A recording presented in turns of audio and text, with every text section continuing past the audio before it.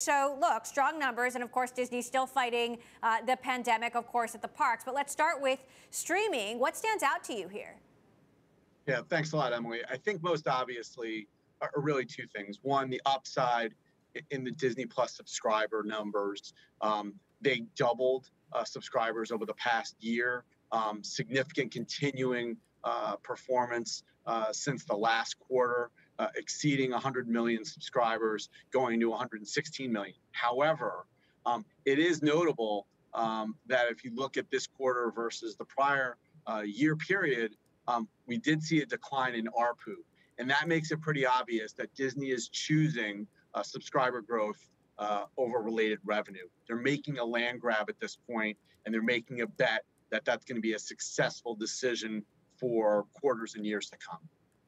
Meantime, there continues to be this tension between releasing in theaters and releasing on Disney Plus. And obviously Disney Plus to a great success, but of course the company was sued by Scarlett Johansson a few weeks ago because, she disputed how they released the movie and the payout that resulted.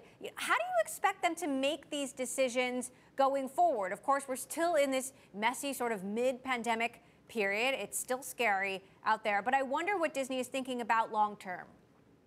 Yeah, well, I think first of all, if you think about the balance here, clearly, if you're talking about releasing movies straight to Disney Plus, that's going to have a positive impact on your subscriber numbers because people are, of course, going to sign up and stay on to be able to watch these blockbuster films. On the other hand, this is clearly an issue that not just Disney, but the industry is going to have to deal with.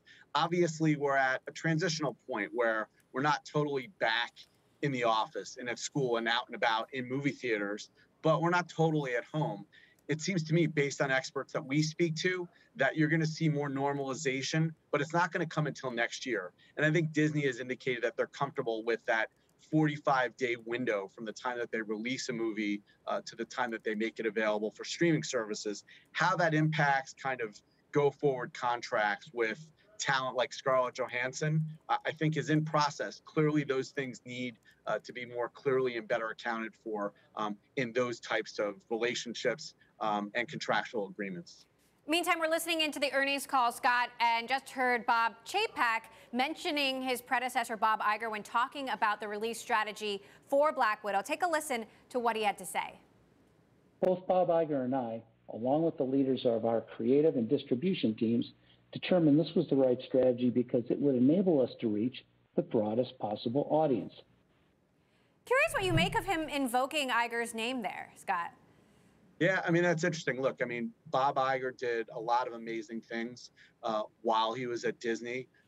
He's probably the single person that's most associated with the company, even at this point after he's moved on from the CEO role. That being said, however, I do think that the company has to acknowledge that an appropriate balance probably needs to be struck in terms of not just getting movies out to the most possible viewers and, of course, monetization, but making sure that the talent that they use for those feature films are appropriately compensated. And clearly there's a disconnect that arose in the context of Black Widow specifically, and I'd be surprised if they didn't better address those kinds of situations in the quarters to come.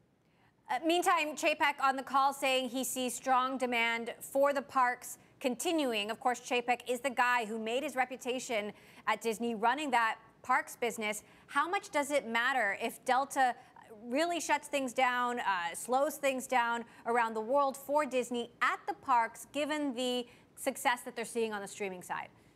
Yeah, I mean, look, I think parks are hugely important. I mean, if you think about revenue mix, this quarter, I think parks were about 25% of revenues. In the year ago period, it was about 10% of revenues. So we saw massive, not just uplift, but upside to parks revenues. And sure, I think Delta is going to have a negative impact on traffic and related revenues for at least a little while. But I think there's a lot of confidence that hopefully as a nation and as a world, we're going to get through this.